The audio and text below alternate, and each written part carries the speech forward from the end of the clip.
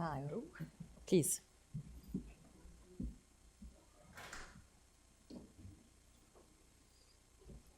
Okay, good afternoon, everybody. Welcome to the Middle East Institute. My name is Randa Slim, and I'm a senior fellow and director of the Conflict Resolution and Track 2 Dialogues program at the Middle East Institute here. This panel is co-organized with Anera. It's a nonprofit organization which provides humanitarian assistance and sustainable development to advance the well-being of refugees and other vulnerable communities in the Middle East, working with partners on the ground in the West Bank, Gaza, Lebanon, and Jordan.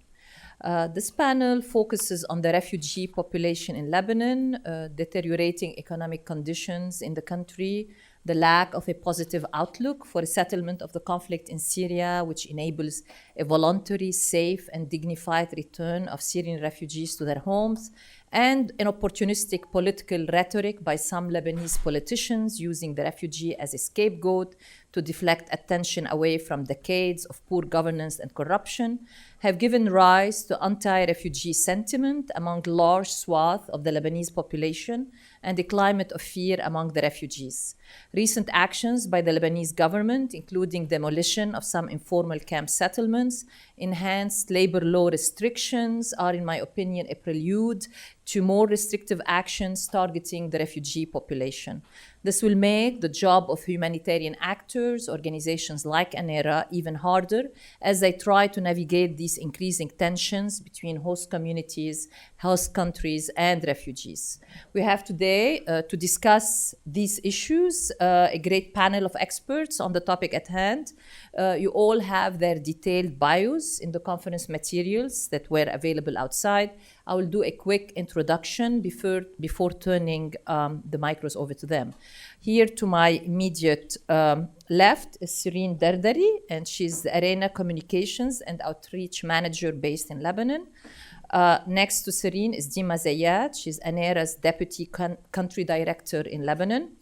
And joining them will be Mona Yacoubian, Senior Advisor on Syria, the Middle East, and North Africa at the United States Institute of Peace.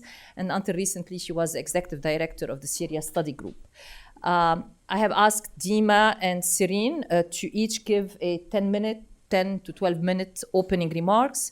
Mona will follow with 10 to 12 minutes with her commentary on the presentations as well as on the topic at hand.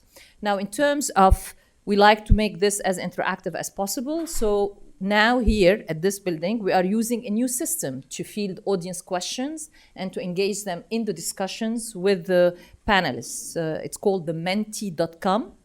And we can, through this system, we can take your questions throughout the presentations, and I will be able to ask them, to ask the panelists to address them. So if you pull out your phones or laptops and enter the information you see on the screen here behind me, you will have the opportunity to enter your question, which I will be able to view during the talk. I have an iPad here in front of me. It fields all the questions as they are being typed in. You will also be able to view through the system and update other audience members' questions, which will appear on your screens once you log in.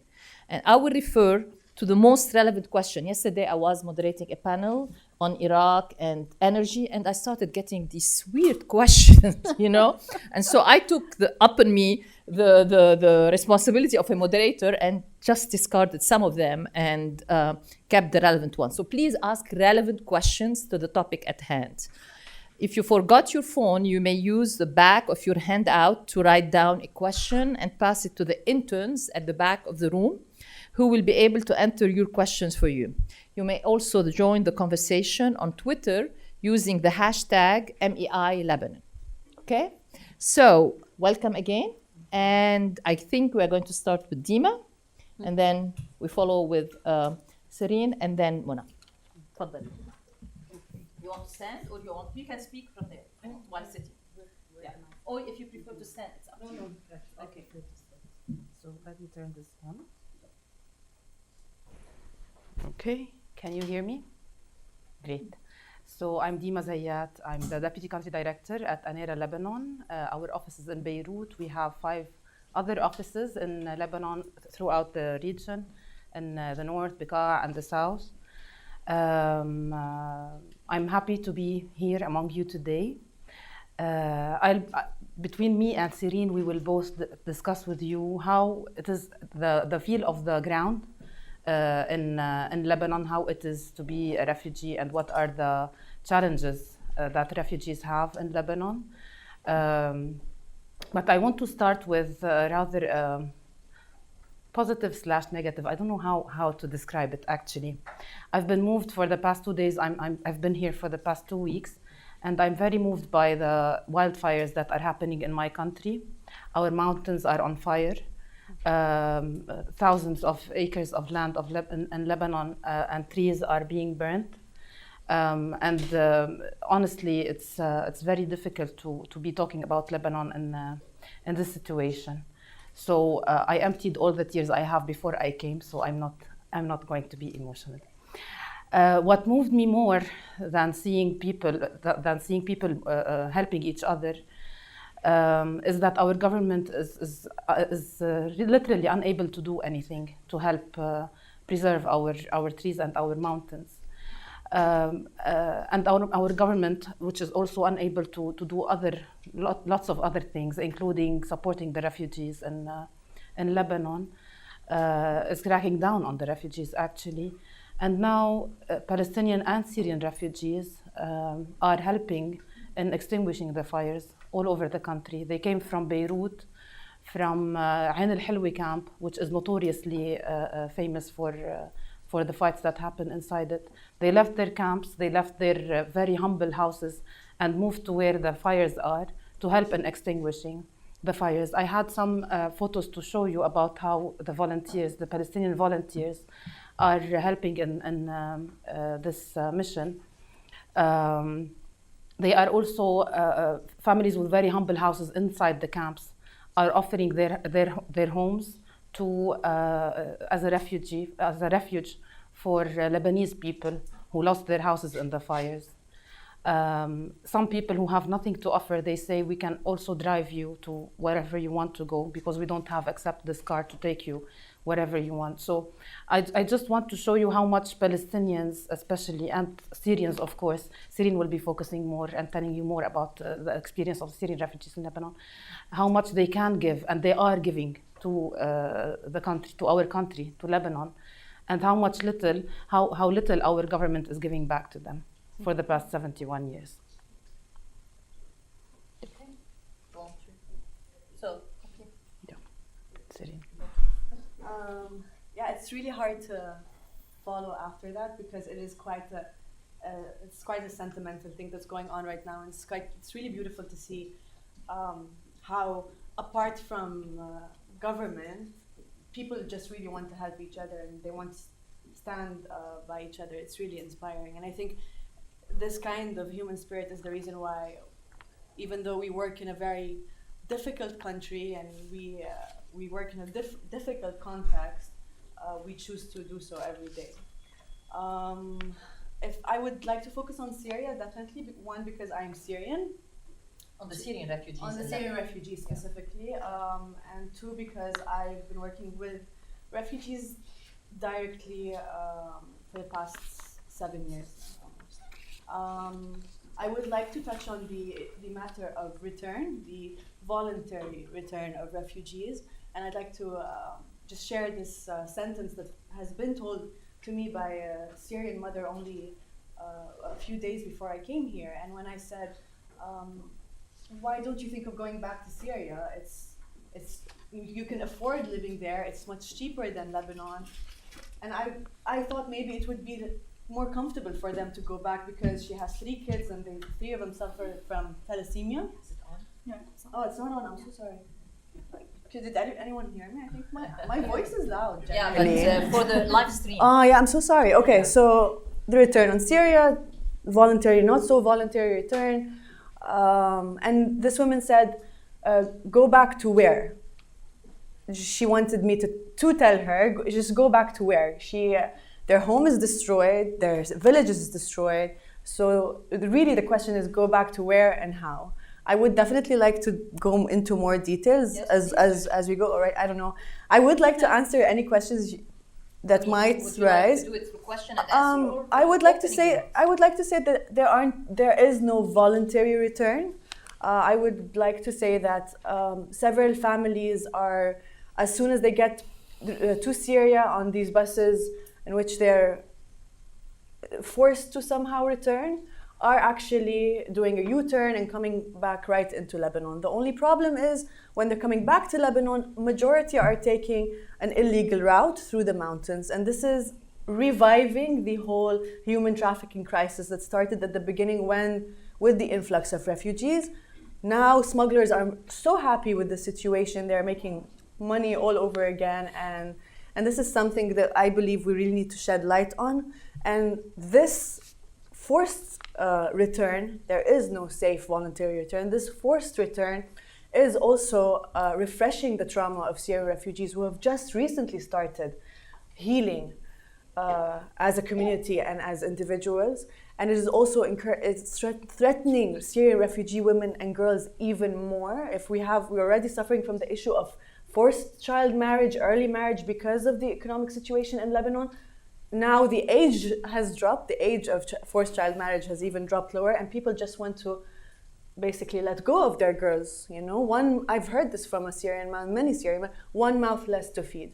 So I think it's really important that all who can and all who can mobilize efforts, people who are behind advocacy efforts, need to shed light on this issue, on how severe it is to be forcing people to go back to a dangerous terrain, even though it might not be on fire and there is no erupting war and violence as it was in the early years.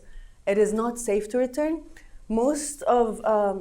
Most refugees either have security issues, they cannot go back to Syria for security and safety issues, and most of them find themselves forcibly recruited to either some military group, whether it's the government's or some non-formal gang. And I've heard it from a young man who is very eager to go back to Syria because he cannot afford living in Lebanon anymore. And the first thing he said is, I need to find a gang.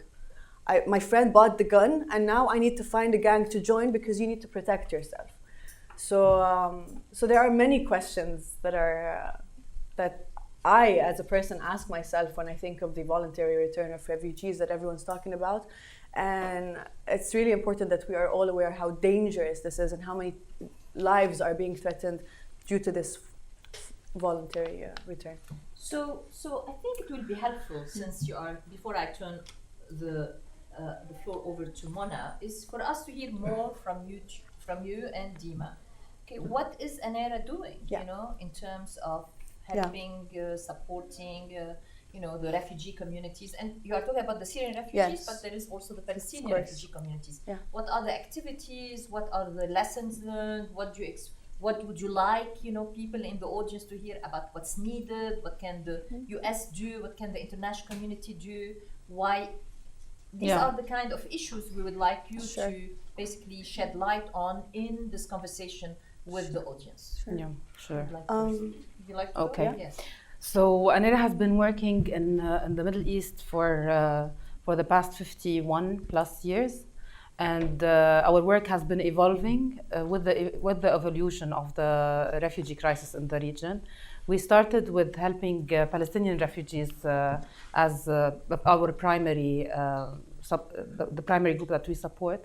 But of course, with the extended crisis and the needs of the host communities, whether inside Palestine and Jordan or in Lebanon, our target group also expanded.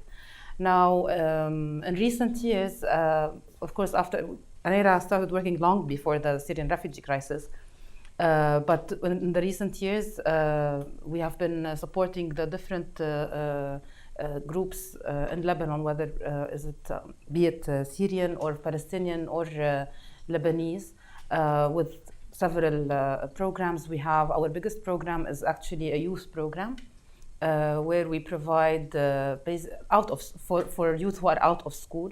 We provide basic literacy and numeracy that improves their skills in writing, in maths, in life skills, and also vocational training to help youth find jobs. But that alone, of course, doesn't help. So we also provide them with employability skills, and we do apprenticeships. We place them in actual workplaces where they can do on-the-job training that is paid, and where we can guide them and coach them on how to be on how to make the best out of this experience.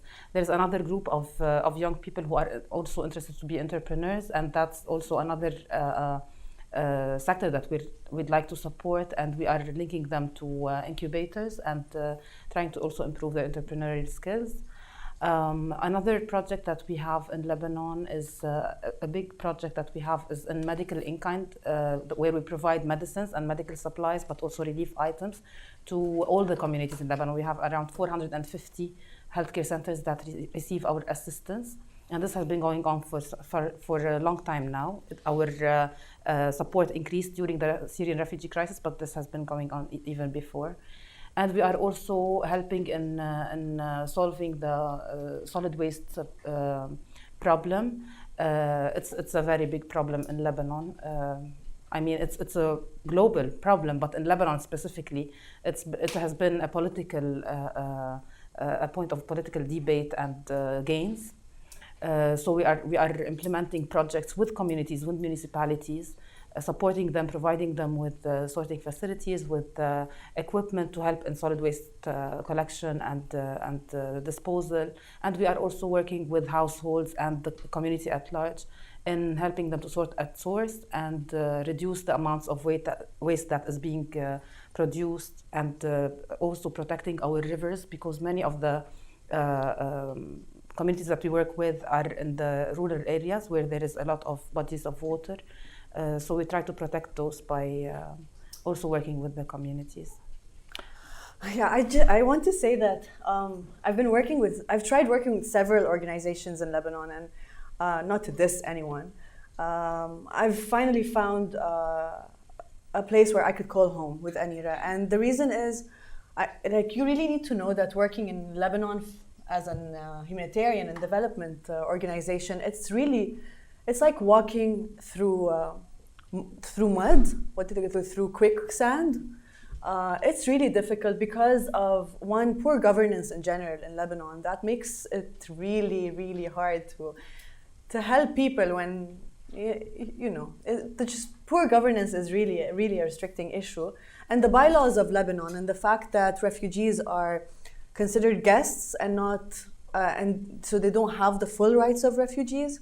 The certain bylaws in Lebanon that restrict refugees on finding proper employment. So for Syrians, we're only allowed to work in agriculture and construction, which is depressing for young people. So they study, they go to university, some of them, and then they end up having a really hard time finding jobs. And you can't find jobs, so you need to find jobs in non-formal jobs. You freelance, you do, and a lot of non-formal jobs often end up being unpaid jobs, and you can't preserve your own rights. You can't have rights when there are no regulations that protect you and your rights. And it's the same for Palestinians.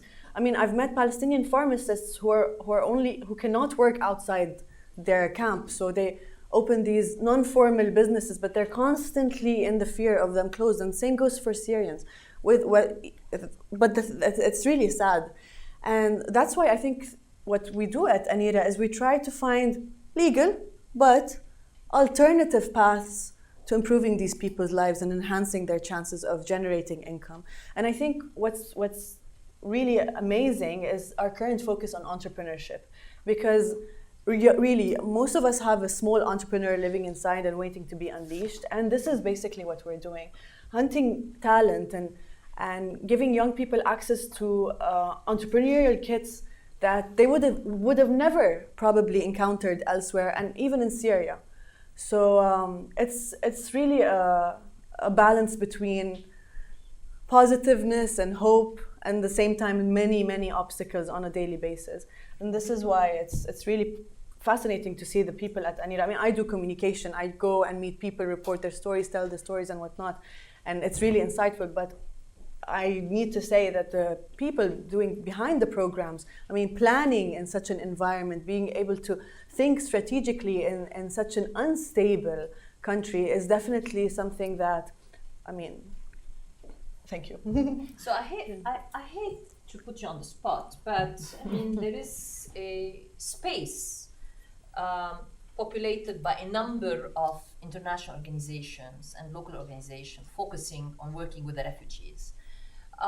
Based on stories from other conflict settings, you often have a lot of conflict and competition, and that impacts the kind of service delivery as well as the kind of advocacy that this space of international organization and local organization can deliver on behalf of the refugees. So can you comment on how different local and international organizations are working together in Lebanon, dealing with Palestinian refugees, dealing with Syrian refugees? And I think Palestinian refugee communities and Syrian refugee community present different sets of issues and problems, given, you know, it's in terms of time, you know, how long each community has been in the country, in terms of history of relations between that community and the rest of the host communities. So it's not the same.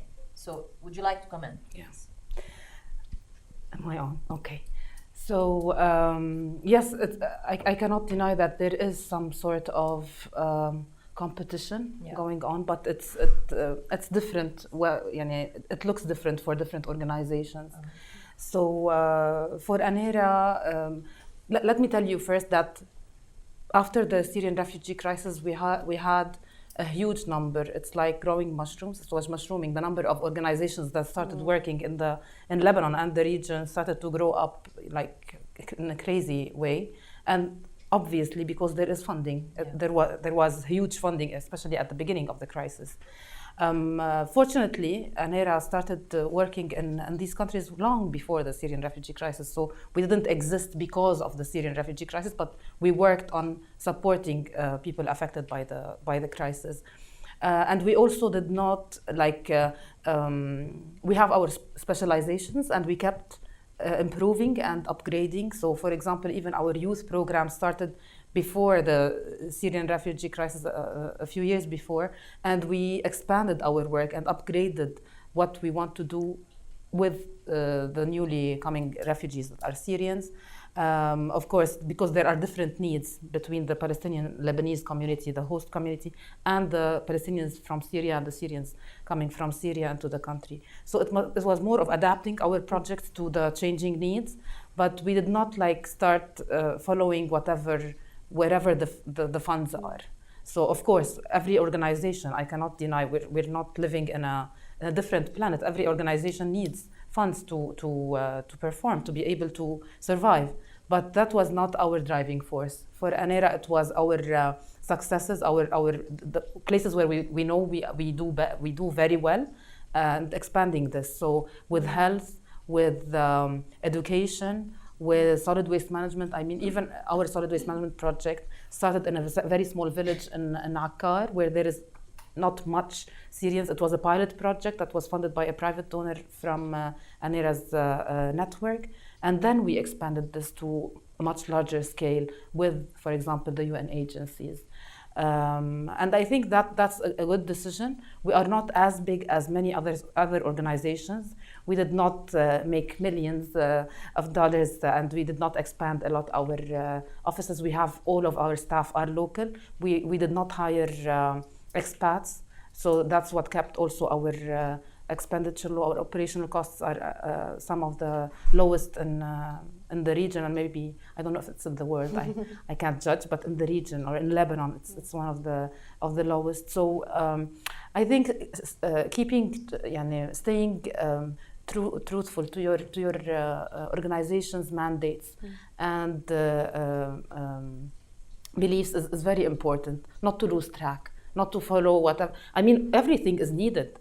Everything is a priority, but you can't venture into everything just to satisfy your survival needs.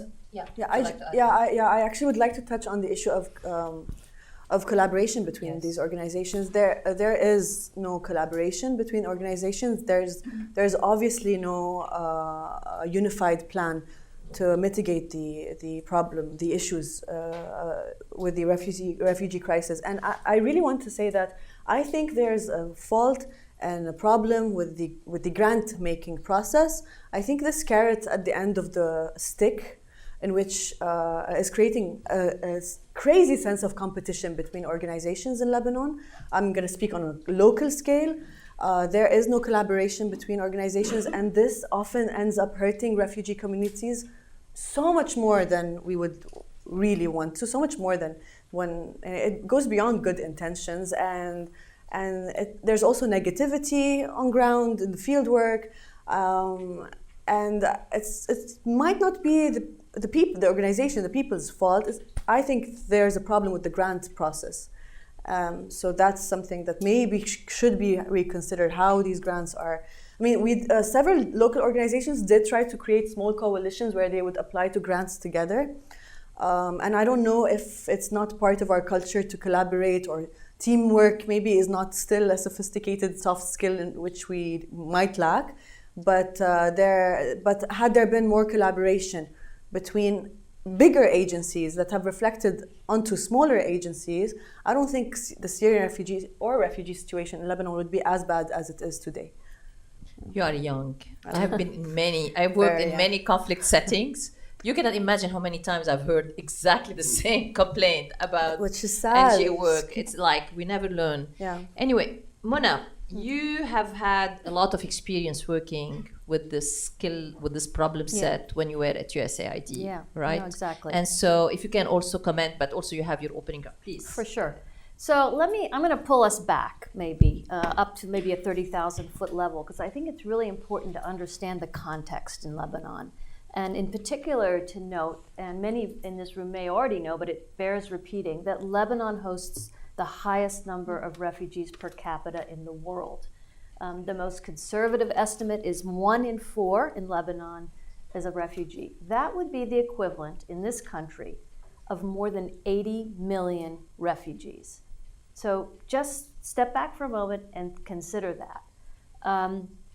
Add to that the notion that Lebanon is now in perhaps one of the most severe economic, financial crises that it has experienced in quite some time, maybe since the Civil War, in terms of the burden of debt that Lebanon has. I think it has one of the highest debt to GDP ratios in the world. The fourth, I think Randa is saying, is 150%. As has been noted, Lebanon suffers from pervasive corruption, bloated public sector, poor governance, etc. And unfortunately, in that environment, highest refugees per capita in the world, economic financial crisis. As Randa noted at the outset, refugees are being scapegoated in this. My focus really is going to be mostly on the Syrian refugee crisis. That's what I'm most familiar with. That's what I worked on while I was at AID. And I think it's important, Randa, you were asking, what's the difference between Syrian refugees and Palestinian refugees? Syrian refugees, unlike Palestinians, are not in camps, as we know. They are living in and amongst host communities. This is the case throughout the region, whether in Jordan, Turkey, Lebanon. The vast majority of Syrians live in host communities, and that brings a whole slew of challenges that really make this much more, let's say, intimate, if you will, because of the interaction between the refugees and the communities that host them. I also think it's important to take account of where things are in Syria, because my analysis is that the Syrian crisis or conflict is far from over. I think the events of the past week underscore that, in fact, if anything, the conflict is entering a more dangerous phase. And so the notion, as I think Serene was rightly pointing out, that Syrians will willingly, voluntarily, safely, and in dignity return to Syria is absolutely ludicrous in the current environment. I came across a really interesting statistic this morning that I want to share, which is that an organization called the Syrian Association for Citizens' Dignity just published a report, and it noted that more than 60% of displaced Syrians who return to regime-held areas are actively seeking to flee again due to the widespread systematic abuse of human rights. That's a pretty telling statistic. There are far more in the report about the ways, the difficulties that displaced Syrians face in attempting to return to their homes. As long as that is the case, we are going to continue to have an issue with refugees in host communities because there's nowhere for them to go. There's no place for them to return safely. And that leads to a third point, which is this issue of host country fatigue is really quite significant. We cannot underestimate. Again, the Syrian conflict is now in its 9th year. I was most recently in Lebanon this past June, and I would travel fairly regularly to Lebanon when I was at AID. And I have to say, for me, it was noteworthy, the degree of anti-Syrian rhetoric, the flyers that were being distributed about basically asking people to catch Syrians that are operating illegal shops, etc. It was really quite stunning, and I think, Randa, you noted also that the Syrians being forced to dismantle their, quite frankly, not very significant dwellings. They are in informal settlements. So we're unfortunately, we're sort of in a perfect storm, if you will, where the Syrian conflict continues and in some ways has become even more dangerous, where fatigue is growing in host countries. And I would say, as a very brief aside, that President Erdogan, among the reasons that he has listed for this current incursion, I would not say it's the primary driver, but it should be understood, is that Turkey too is growing quite fatigued with hosting. They host the highest number of refugees in absolute terms, 3.6 million. And so Turkey also, he is saying, we can't host these refugees anymore, and we're going to create a safe zone, and we're going to have these Syrians return to this part of Syria. That is rife with problems, and we can talk about that if there's interest. I realize the focus is Lebanon, but the point is that there is growing fatigue in the international community. UN appeals are also historically underfunded. So UNHCR's, I looked it up this morning, UNHCR's Syria response for this year is now only 37% funded. So put all of this together, and I think we have sort of an extraordinarily difficult set of challenges to address. I am not going to pretend to give answers to this, but I would offer maybe a few thoughts. One is that it is essential that these UN appeals continue to be funded. And here, the United States really has been in arrears with its UN funding. There are clear issues with the current administration and how it feels about the United Nations and how it feels about refugees. But honestly, as has been noted in the past, hosting refugees is an international public good. Countries like Lebanon, Jordan, Turkey, they are shouldering a burden that really goes well beyond what should be expected of any one country. And it is really on the international community, through the auspices of organizations like the UN, to ensure that these humanitarian needs are met. The current crisis in northeastern Syria, unfortunately, that's only adding to humanitarian needs. There's greater displacement and greater issues now as a result of that. Secondly, I think it's incumbent on the United States specifically to continue to provide this sort of assistance it provides to Lebanon through its economic assistance programs. This is money that goes to host communities, but it is there ostensibly to help build the resilience of these communities, but also to benefit all who live in them, both Lebanese citizens and Syrians. The issue, though, I think at the heart of this is that this assistance, I would argue, it should be conditioned on the legal and proper treatment of the refugees themselves.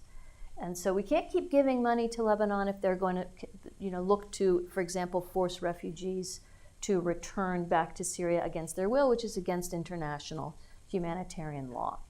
Lebanon also needs to get its economic house in order. I mean, that is probably priority one for the country, and that is really on the Lebanese and on Lebanese leaders to really address these longstanding issues of corruption, poor governance, a bloated public sector, et cetera. And finally, I think, and this is probably the last in the sequence of suggestions I would make, is there really is a very interesting model that has been developed, refugee compacts. And here I think Jordan, frankly, is in the lead on this. And basically what a refugee compact means, or what it lays out, it's a model whereby host governments come together, they convene donors, humanitarian organizations, the private sector, civil society, to work together and to acknowledge, look, we are hosting refugees. We acknowledge they are with us, and in hosting them, we will ensure that, in the case of Jordan, every Syrian refugee child has a place in Jordanian public schools. And in the case of Jordan, they had agreed to issue, I think it's 400,000 temporary work visas. So the two key issues, work and school, address those. And in exchange for Jordan doing that, it will receive additional grants, it will receive concessionary loans, though it's a middle-income country, and it will also benefit from more favorable trade terms with the EU. Now, that's it. That's the idealized version of it. It is, and we worked on this quite a bit when I was at AID. It's far from it is far from reaching that idealized version. But in that model, I think is a vision that that, quite frankly, Lebanon should be looking toward as it seeks to figure out, okay, how do we contend with this issue? Because unfortunately, this is going to be a long-term generational challenge for Lebanon. And frankly, I think there's no other people who are more entrepreneurial, who are more energetic, and who have the capacity to bring together the sorts of creative solutions that are needed to address the problem. Thank you very much, Mona. I want to ask you a question. This is what. Yeah, I want you to ask a question. Recently, before, of course, the recent military incursion by Turkey in northeast Syria, there were discussions starting to take place. The Turkish foreign minister was in Beirut about the idea of convening a regional forum to discuss refugees and starting to think about this as a long-term problems that need to be addressed at the regional level. So bringing all of these host countries together.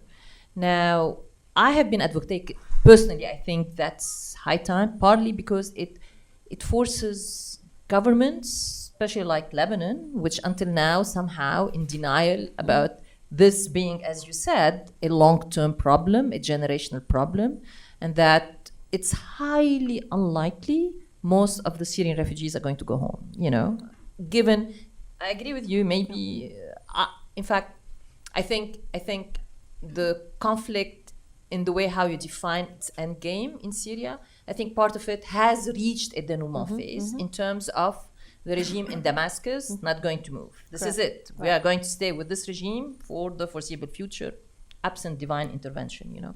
So having that, most likely, most of these Syrian refugees, if not forced, will not return voluntarily. Given that, we need to start thinking, especially Lebanese authorities need to start thinking, this is a population that's not going to go home voluntarily. And given all the problems you raise, the model you present, so in a regional forum of host countries, including Jordan, including Turkey, including Iraq, including Lebanon, and even including Egypt, because they have also, to start thinking about at least sharing experiences about what has worked for each country, and start maybe developing some kind of a humane regional approach to thinking about this as a long term. So the Jordan Compact could be something that is put on the table in a regional forum, and other countries can take seriously a look at it with the donor assistance. So when this idea came up, a lot of the Syrian representative of the Syrian community here, and somewhere in other countries, part of their problem was this is going to be it can be a place to justify, rationalize forcible return, you know? So, or to justify what Turkey wants to do in establishing the safe zone and force people to return from Turkey into the safe zone. So what's your commentary on this idea of pushing this regional forum eventually? I think it's essential, actually. But I think you raised the reasons why. There is a lot to be gained by the region coming together around this set of challenges. However, as we both know, Randa, this is a region that is not given to cooperation. Yes, and if anything, again, unfortunately, the moves by Turkey most recently, I think, undermine significantly what you are describing. However, I would say that through the World Bank, through the UN, through donors coming together and sort of playing that role of helping bring together the region, and frankly also underscoring that certain practices such as refoulement, pushing refugees back against their will, depriving them of basic human rights, that those kinds of practices will not be tolerated. At the same time, I do think it's essential, and this was an issue we ran into quite a bit at AID, it's not fair to demand host governments integrate these refugees into their population. Integration is a very loaded term, particularly in the Lebanese context, as you know, because of the very volatile sectarian balance there. But promoting more inclusive policies, in my view, end up being a win-win. Exactly. And this is where, quite frankly, I think much more research and data needs to be done on what exactly have been the impacts of refugees on local economies, because there's typically, I think, frankly, an uninformed view that they are, by definition, a drag on the economy. And in fact, we have found, no, there are actually really interesting anecdotal pieces of anecdotal evidence that suggest actually quite the opposite.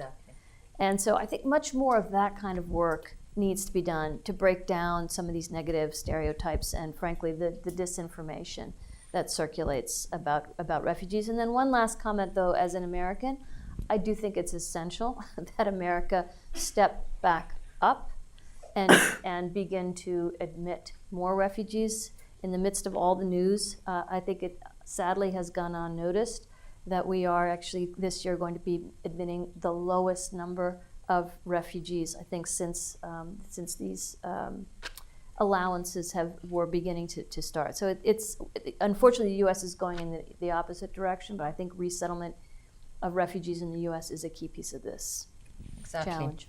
And I think in terms of moving from looking at the refugee as a drain, as a, and to as a resource, and as contributor to economic growth and to productivity is an important shift that needs to be done. And I think the work that you guys are doing on entrepreneurship and helping, within the Syrian refugee communities, entrepreneurs, is extremely important.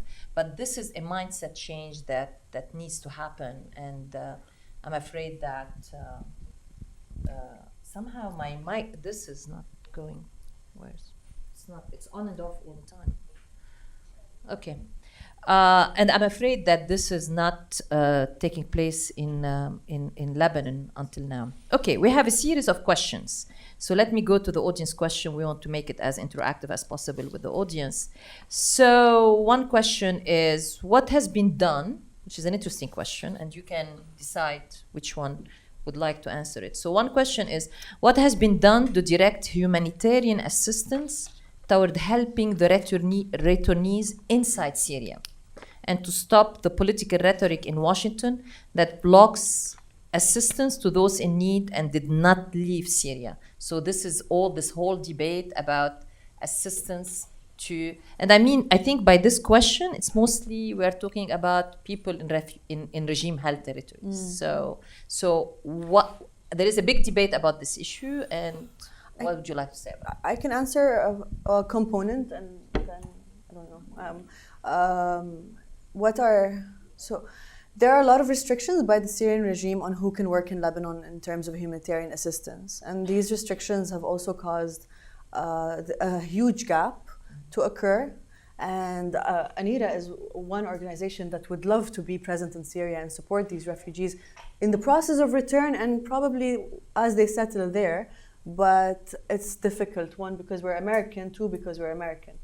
And seriously, and this goes for so many organizations. So are there efforts being taken from Lebanon? Are there efforts being done from Lebanon to assist these refugees to return home? Humanitarian support? No. We are hoping that the courses we provide, the capacity building we provide, the technical skills we're providing could assist these refugees back in Syria, but then they would have to be back in Syria, and there has to be an infrastructure that would allow them to implement their newly gained skills. So it's a catch-22 situation, it's a vicious cycle, but I can't answer on a grander scale. Dima? Just Well, one thing is that I don't think there is enough support. Okay, I don't think there is enough support inside Syria for the returnees. I don't think there is really a program. From what we hear, of course, we're not working in Syria, but from what we hear, the more people are returning, even in small numbers, the more people will not return because of what they hear from their peers, from their families. Once they are there, we work on the ground, so we're pretty much close to the people that are in the informal tented settlements. And one person in one of the camps in Bekaa, he told me that we were starting to think about going back to Syria, but some of our family members, I think it's a cousin of his, that returned back with his family, and they were suffering a lot once they returned back to Syria from not because of any fights. There was no armed clashes where they returned, but because of the gangs that are all over, because of the threats that he and his family and his young daughters face.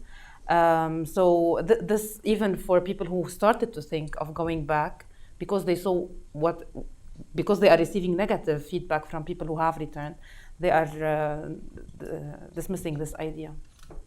Mona, would you like to comment? I'm sure I don't think I have much more to add. I want to make sure I'm understanding the question. Is the question about the assistance should be provided back into Syria as a way of... For the returnees. Yeah, and again, I think the points that have been made are exactly the right ones. I mean, again, it is less about assistance being there, because actually there's quite a bit of humanitarian assistance that goes inside Syria. It is not subject to restrictions because it is apolitical, including the United States. We provide humanitarian assistance across Syria. The issues are the behavior of the Assad regime. Exactly. And barring any significant changes in behavior by the regime, as has been noted, no Syrian refugee is willingly going to want to return. This is, again, it's a question addressed to both Serene and Dima. So you talked about your education-focused work through Anera. So the question is, the Lebanese government has been applauded for trying to include refugees in their public school system. What are the challenges that remain? One of the main challenges is keeping them at school. Many of the refugees, both Palestinian and Syrian, of course, Palestinians have UNRWA schools, but that's a totally different story. With the public system, it's a bit too much for anyone, pretty much. So many Syrian refugee youth leave school around middle school time, maybe around grade 9. And that's where the problem starts, because out of school youth is one of the least served groups in the whole crisis, actually, across countries. So this is one challenge. The other challenge is now, it's a recent challenge. This is the first year that happens, is with the deteriorating economy. Actually, we're just in September, our Prime Minister announced economic emergency in Lebanon, and this. I'm old. I don't want to say how old I am. I've never heard of this before in my life. So we're having an economic emergency, and due to this economic emergency, many Lebanese students are leaving the private schools, which are expensive in Lebanon. They're pretty much expensive, and going to public schools.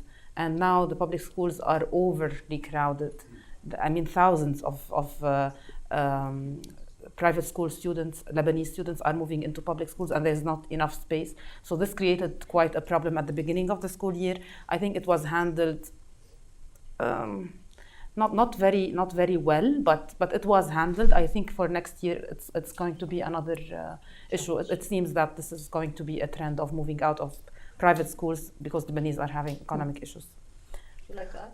No, but I just only last week there was a headline in the news that many Lebanese public schools cannot host Syrian refugee children this year so far because of the budget cuts and because of the lack of funding. So several students have not enrolled so far in school. We're in October. Syrian refugee students have not enrolled yet in schools. I think one more factor is because of the difficulties of Syrian refugees being able to work, one of the negative coping strategies has been child labor. Yes. And so there are many, many young children who should be in school and who are not in school because they're forced to, not that their parents don't want them to be in school, but that they actually don't have the choice but to work in order for the family to subsist. So child labor is also an issue with that. There is a question in terms of security. So, a specific question. Are Lebanese authorities sending names of people who wish to return to Syrian security authorities for clearance? And what's being done to make sure they are not on wanted list or apprehended when they go back? It's difficult to answer that. I mean, everyone has their personal views. I'm here representing Anera, so from our perspective, this might be happening, but I don't have like definitive answer. But it's maybe this is public knowledge that people are asked actually by the general security if.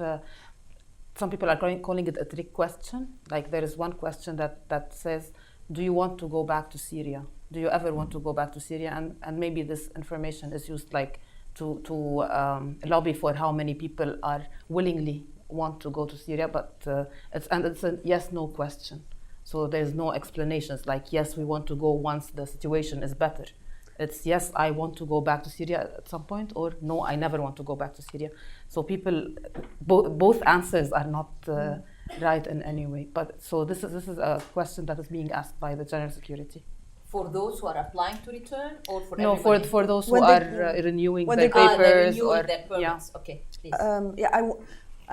Two things. The first is it really annoys me that I can't answer and give my opinion openly in 2019 because I am Syrian.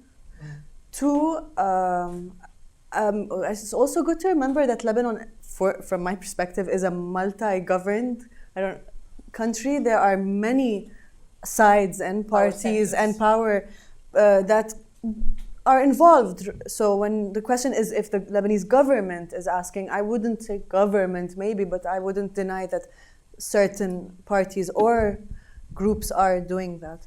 So let's then set a baseline. So according to what we know, the General Security Directorate is handling that file on the side of the Lebanese government. Is this correct or not? No? We don't know?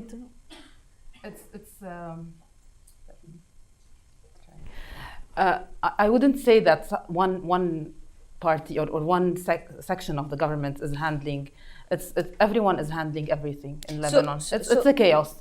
And if you want to know anything about anyone, you, in some way or another, you can, because of the chaos, because of the weak governance that we have. And we don't have this very strong protective or personal protection system. So theoretically, yes, it's there, but I don't know if there is an official sharing of such information. So then I doubt it. So the implication from your remark is that the numbers that are being published by the General Security Directorate about the number of returnees from Lebanon to Syria is an unreliable number. Of course. I doubt it is reliable. Of course. I think it's more of, it represents this general sense of wanting to return one day to Syria. Okay. So Mona, would you like to add something? No. To this? No. Okay.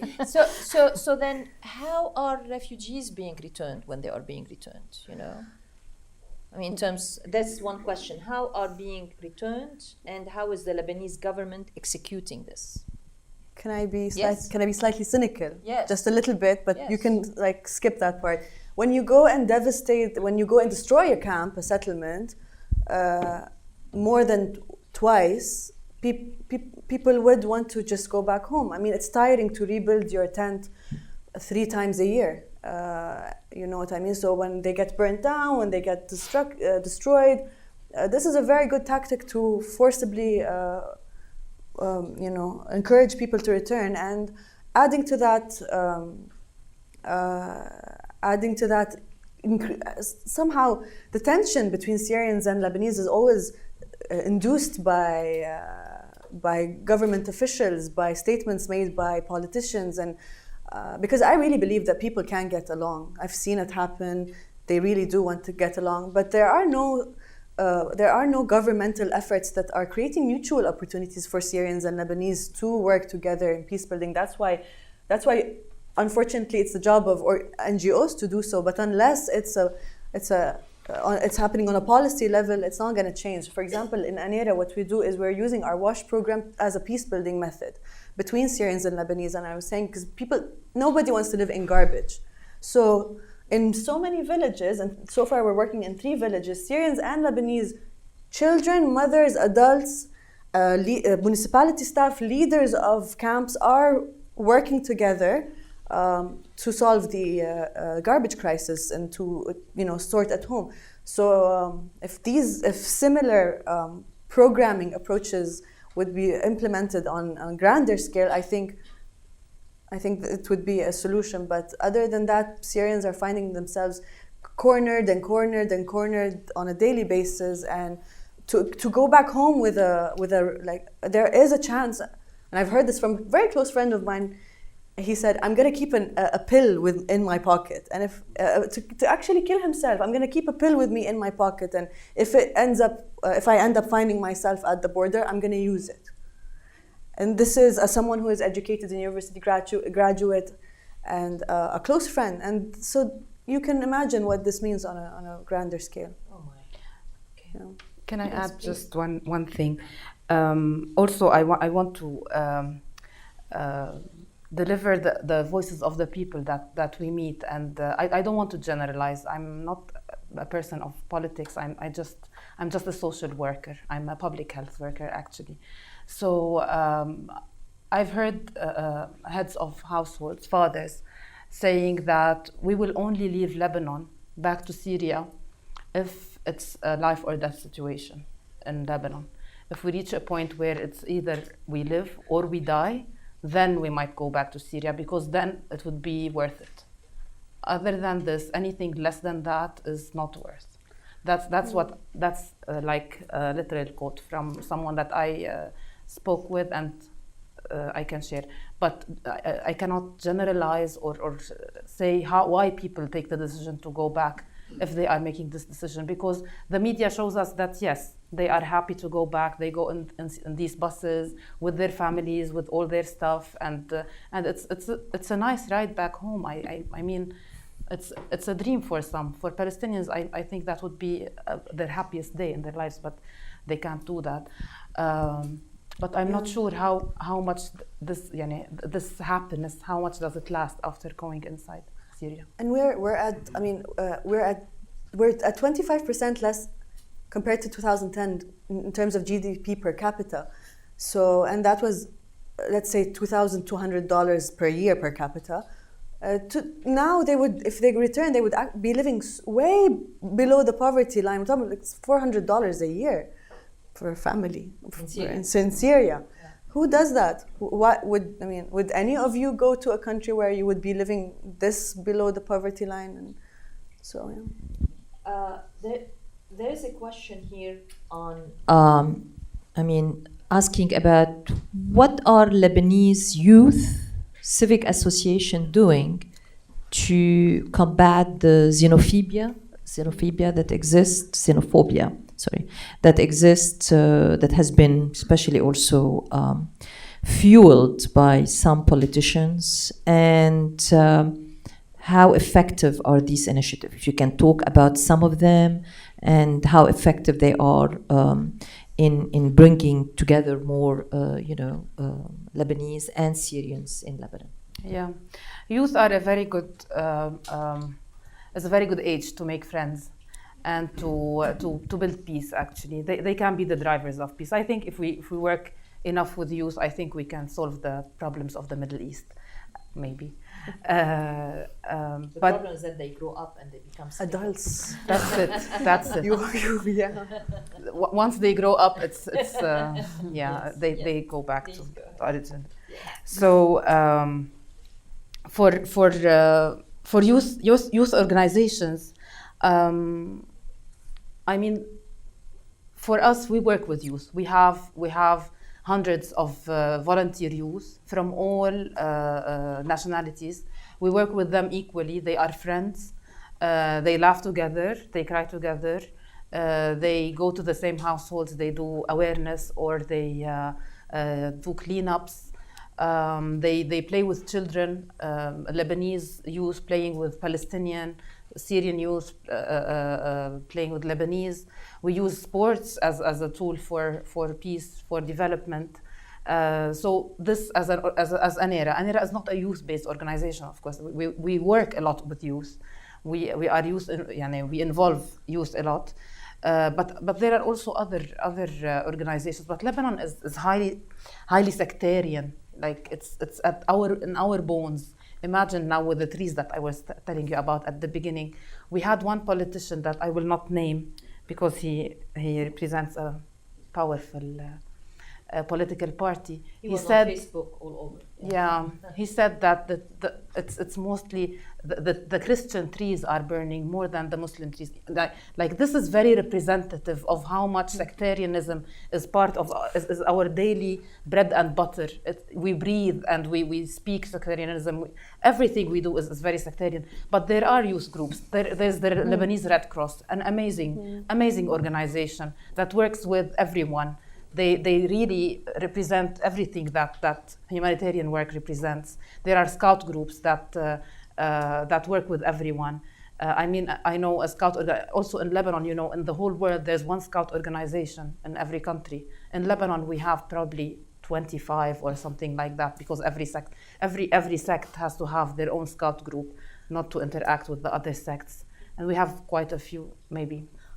One or two that are non-sectarian, and these are working with everyone. And Palestinian youth, for example, have a chance to advance in these organizations and practice their leadership there. So I believe that there are pathways for youth to interact and build peace. But we have to always think of Lebanon as a really heavily sectarian, and with the Syrian refugee crisis also there is this sectarianism, because Syrians for the first time in their lives, when they entered Lebanon, they went to the areas that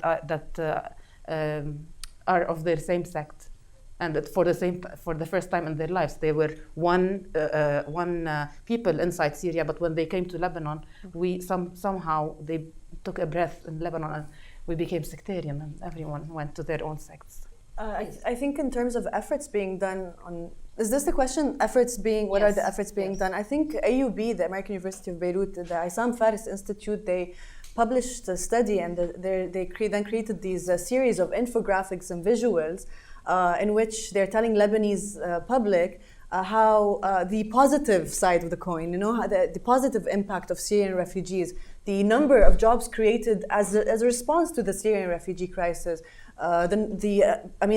Syrian refugees in Lebanon, you do know that they all pay rent, whether it's for the tent that they are sitting on, the land that they're sitting on, or the houses. So these are people who are paying rent, they're consumers, and it's really interesting to see. So what I'm saying is, I think, and this is something the Institute could also help with, is knowledge. creating knowledge that is easy to reach, that anyone can understand and absorb, and also somehow distributing this knowledge in a creative, reachable manner. I think a lot of our issues come from people just not knowing, that we don't know, we're just closed, and this intensifies sectarianism, fear and separation, and xenophobia.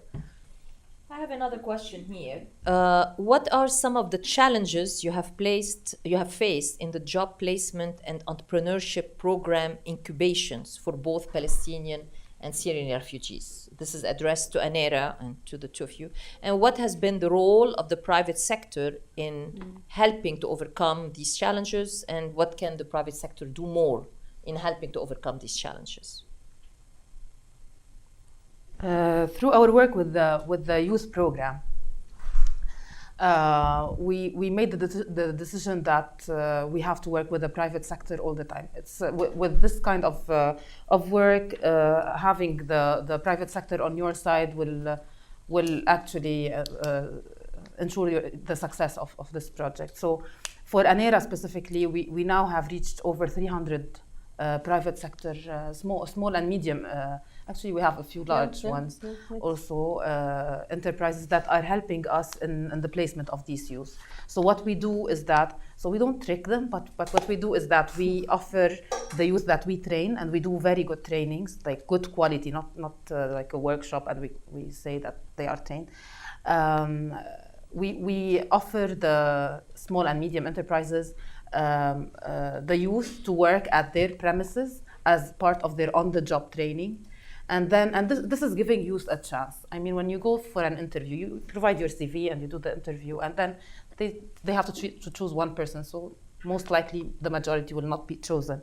But in this case, we will pay them. We will pay their overhead, their fees or their salaries while they are doing on-the-job training. So that's a free employee that is being paid, and they are working for full time, and they are doing what they are supposed to do, and they are well trained. So exposing youth to the small and medium enterprises will make the private sector see these youth and see what they have potential. And many of our youth have actually been hired immediately after they have finished their on-the-job training. So we're not tricking them, but we're just giving the youth a chance to prove their skills to the private sector. Do you like that? And like in terms of barriers, or what can the private sector? I think so much needs. The private sector needs to do a lot more. There's definitely so much more that can be done by the private sector, specifically in Lebanon. Big Lebanese businessmen, Syrian businessmen, unfortunately also, and businesses in general. I think Syrian and refugees in Lebanon need to have a bigger chunk when it comes to the social corporate responsibility of these businesses all over the world, especially now, and. I mean, we do receive a lot of in-kind donations from organizations such as Johnson & Johnson and shoes from Tom's.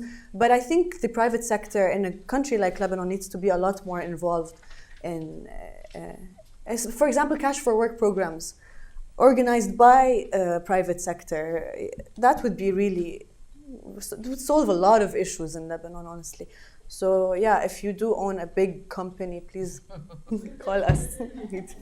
Mona, I want you to put on the hat of the USAID. And one of the questions maybe you can help address, which is, what are the challenges facing the international community with its aid response to the refugees in Lebanon? Well, let me touch first on this back and forth, because I think while at aid, and in a way it sort of connects to this last question, there's a clear realization that there's really no amount of humanitarian assistance that's going to be sufficient to address these challenges. Given, as we've all established, this is a long-term challenge for Lebanon. It's a generational challenge. And so it really did raise the notion that the private sector really actually ideally has a critical role to play. In the case of Lebanon, and myself being Lebanese American, we were really intrigued by the idea of how do we harness the diaspora. Because the Lebanese diaspora, quite frankly, is so big, it's one of the biggest, it's so skilled and moneyed and connected. And so we did sort of do some initial work on this and worked with a Lebanese woman entrepreneur who established an online platform. She likened it to a LinkedIn for diasporas. We're connecting members of the diaspora back into Lebanon, down to the village level, and vice versa. Now, all of these things, I think, in their ideal version are one thing, and actually implementing them are another. But I think that's the kind of creative response that is necessary over the long term to address these challenges. In terms of from AID's perspective, what kinds of... Before Yeah, you move it to sure. that, what about, did you guys try to connect with the Syrian diaspora? After all, these are Syrian refugees. Yes, and the answer is yes. Yeah. And in fact, there was the thought of looking at numerous diasporas, but absolutely the Syrian diaspora, and that was being done through the World Bank, which also has its own platform for engaging diasporas. Clearly, it's an interesting idea since different people are happening upon it, but how to actually scale it, how to actually turn it into something real is another challenge. Back to AID, I think the issues that I would focus on, first of all, the United States government does not give money directly to the Lebanese government. Yeah. And that is because of two concerns. One is the issue around Hezbollah, and we have our own restrictions on providing any sort of assistance, obviously the anti-terror mechanisms and so forth that disallow that. But the other is also the issue of corruption. And so unlike other countries where USAID works, for example, the Jordanian government, where we do indeed have MOUs and we work directly with the government, in Lebanon we work with, well, I shouldn't say we because I'm no longer there, but the AID works with international NGOs, local NGOs, and also has focused largely at the municipal level. Yes. And the level of municipalities, which I actually would argue is an excellent way to approach this challenge. Yes. Because it's really at the municipal level, the level of municipality, where, as I used to say, that's where the rubber hits the road. Yes. And that's quite frankly where we would find the greatest willingness on the part of our Lebanese partners. Yes. Yeah, we want to make this work. We need to figure this out. The other issues have to do with donor coordination and a lot of duplication of effort. When I was there, we really worked hard to try and get UN agencies, USAID and others to share information, to actually figure out where the synergies are so that we could actually take these limited resources and make them go further. But you know, it's a bit of a Herculean task to get that kind of thing done. I don't know where things are now, but I know that it was an enormous challenge back in the day. So in fact, you answered part of the question that is addressed to you, because it says, okay, how much help is United States government giving to the government of Lebanon to help with the refugees, and to the NGOs in Lebanon to help with the refugees? So I think the answer to the first is that you are not giving money. Not directly. I mean, not directly. No. But you said municipalities. How do you work with the municipalities then? Through programming that's implemented through NGOs. NGOs. I will say this: we do work directly, but not give money directly, but work with the Ministry of Education because, and again, this is I feel a little. I mean, I left AID in 2017, so you know, at that time the focus, much of the programming was in the education sphere, and we worked on teacher training and other issues. So there was close coordination and collaboration with, in particular, the Ministry of Education. And there were MOUs signed in order to get these kinds of things done. But by and large, because of the issues I raised at the beginning, there's a reluctance to put a lot of money directly into the Lebanese government coffers. Thanks. There's a question which I think it needs to, need some. This is not okay. The question having to do, and I'm going to ask the question, but you address it the way you would like, because I don't see a contradiction in it. I mean, I don't see a contradiction in the way it's framed, but is the UN helping, or are local communities helping refugees more? I mean, the UN works through local communities and through local organization, no? The question is the UN Helping, or are local communities helping refugees more? Okay, so I'm going to start with the last Yes. part. I think had it not been to the generosity of Lebanese people and Syrians, well-off Syrians in Lebanon, the situation could have been so much worse. Definitely.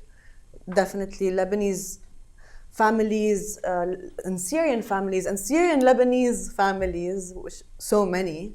I mean, most households have one Syrian cousin. Had it not been for the efforts of these people, of the people themselves, it would have been worse, definitely. But of course the UN is helping. I mean, of course the UN is helping. I mean, UNHCR, of course UN is helping. I think the UN is in Lebanon specifically. They are And doing. when we talk about the UN, it's UNHCR. Mostly. Yeah, it's actually more. It's UNHCR, UNDP. UN OCHA, UNDP is mostly for. They work with municipalities but also UNICEF. I think they've been doing the best they can with the very little that they are getting. I mean, if we talk about the funding of the Lebanon Crisis Response Plan, the LCRP for this year, we only got maybe 24% of all the pledges, of all the appeals that all the UN got, that all the UN and the international organizations tried to do. So it's a big shortage. It's a shortage of 76%. I mean, it's almost, it's nothing. It's very little what we were able to get and what UN was able to get.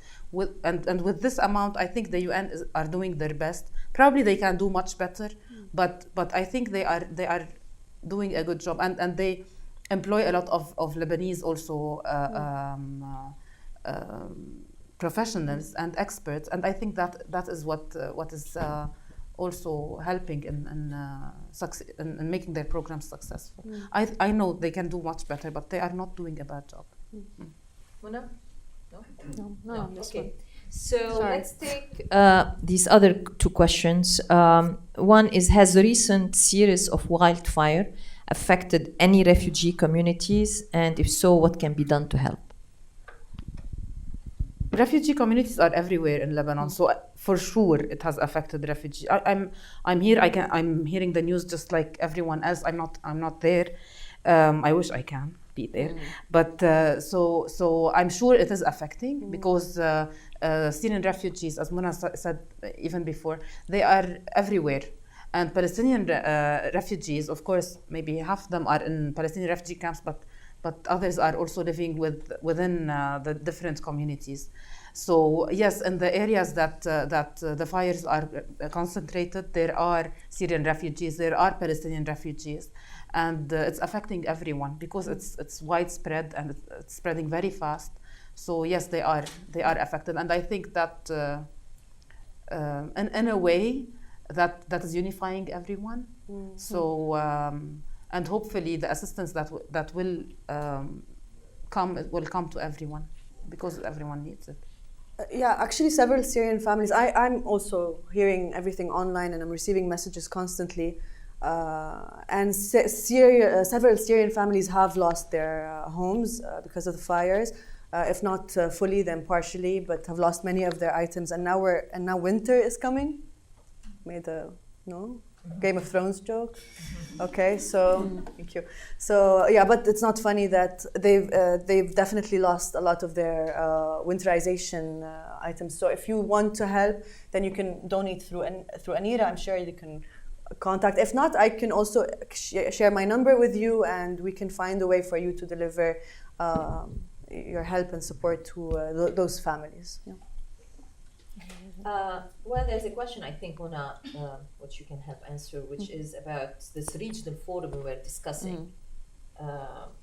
And the question is, will Kingdom of Saudi Arabia, Qatar, UAE, Kuwait, rich oil producer countries be willing to join this regional forums? And why can they share the burden by accepting refugees who basically are from the same culture and they are fellow Arabs? Let me turn this off. Easy question. Well, I mean, I can't speak for Gulf governments, obviously. If anything, I think certain governments, Kuwait in particular comes to mind, have played a more constructive role on this.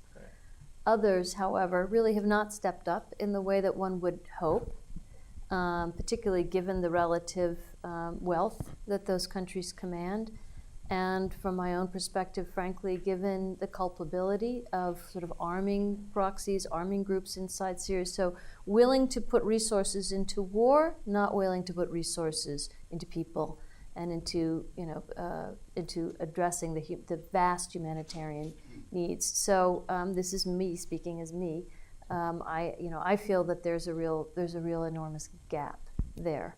And my own sense is that, unfortunately, I personally don't see what the dynamic is that would shift that right now. Exactly. Yeah. Yeah, I mean, quoting somebody when I worked in Tajikistan after the civil war, and I remember this official saying, because during the war, he said, there was plenty of money to be found. And once the peace agreement was signed, he said, suddenly that money dried up. Yeah, exactly. Okay, we have still 8 minutes. We can address some of maybe 2 more questions. Okay, I'm going because here what I have, because audience is voting on the question, so I'm trying to address the question that has the highest number of votes. So this is the second, another question that has high number of votes. So wasn't the demolition of illegal concrete construction restricted to Camp Arsal due to excess of authorized limit for tents based there and motivated by high security risk assessed by the High Council of Defense? The latest demolitions were, yes, in Arsal, but many demolitions took place over the years and in other places like Riyadh and other areas. The latest demolitions, yes, they took place in Arsal, and it was a long and exhausting, actually, process, which fortunately Anera could help a little bit in. We had, I'll tell you this very fast story. I think I'm here to share with you the what happens on the ground. So we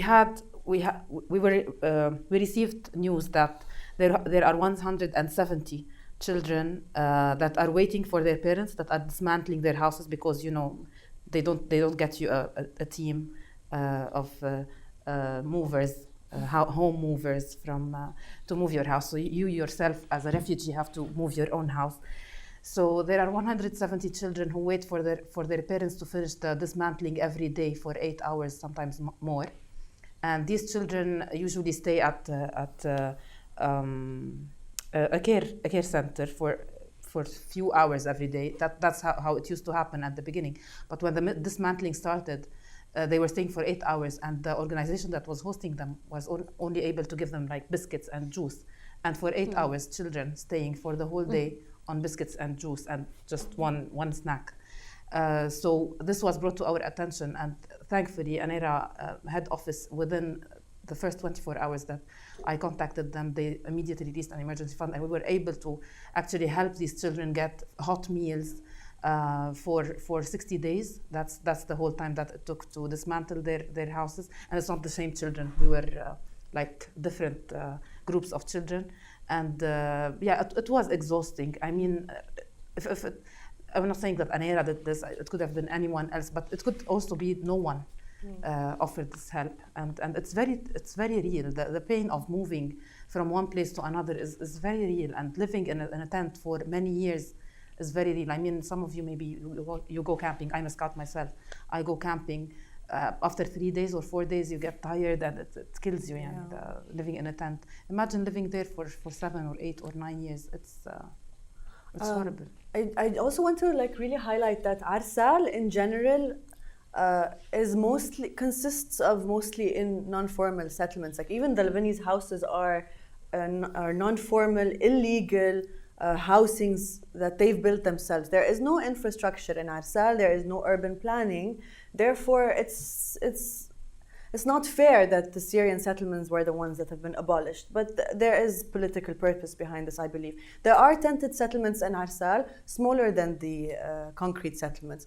But there has been dismantlement of several camps across Lebanon over the past 7 years, and it's mostly tents. This is the first time they dismantle concrete-based settlements. I would just make a couple of comments, really pivoting off of what Serene just said. I mean, one is sort of the supreme irony of the Lebanese suddenly finding these esoteric regulations that they're going to enforce, which is what they used to force the dismantlement of these sort of concrete structures, and the walls were too high or whatever it is. I mean, this is a place that is essentially lawless. So I mean, there's this weird sort of contradiction in suddenly finding law when it comes to implementing these things that are at the cost of refugees. The other, which is always striking to me when I would go and visit these informal tented settlements, is the supreme sensitivity. And again, it's important to be understanding about this, but the supreme sensitivity to anything that smacks of permanence. Yes. Yes. And again, I really think it's important, particularly sitting here as an American, it's really easy to cast aspersions at the Lebanese government, Yes. and I don't think that's fair. So there's this sensitivity to anything that's permanent, and yet what ended up happening is what we often saw was the unwillingness to allow for water infrastructure. Yes. So for piping of water, which would be much more cost effective, would make much more sense. But no, because that begins to look like actually something that's going to be there for quite some time, Yes. the insistence remains on trucking in water, which is much more expensive, and not sustainable. Yeah. And so again, it's a really difficult issue. I don't know what the answer is, other than how do we find these? How do we figure out a way that we improve the infrastructure such that it benefits refugees, but ultimately and sustainably, it benefits the Lebanese. Exactly. That's a very good point. Okay, one more question. Has 4 votes, so this is the highest. Okay, what's the role of Israel in all of this, and why it's not being addressed? I was expecting this to come any minute, I mean, after all, we are discussing Lebanon and the Middle East and Syria. Okay, and the second part of the same question is, it's not related, but it is part of the same question. What's the best way to send aid to Lebanon while making sure it is actually reaching the people that need the aid? Who would like to take the first part, and then there is the second part, but they are part of one question. Would you like to take the?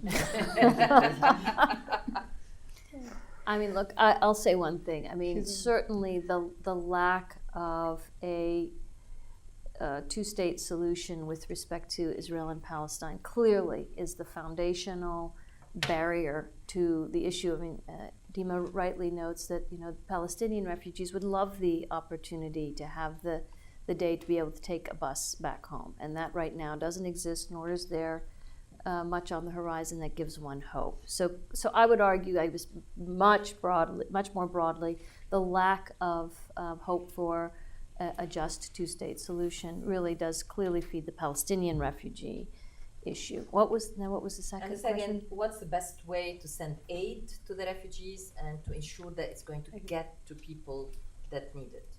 I'll let my colleagues answer that. You can answer. Yes, we can answer. Okay, so there's a lot of ways. I mean, you can either contact Anera, which is obvious. I mean, we have several programs.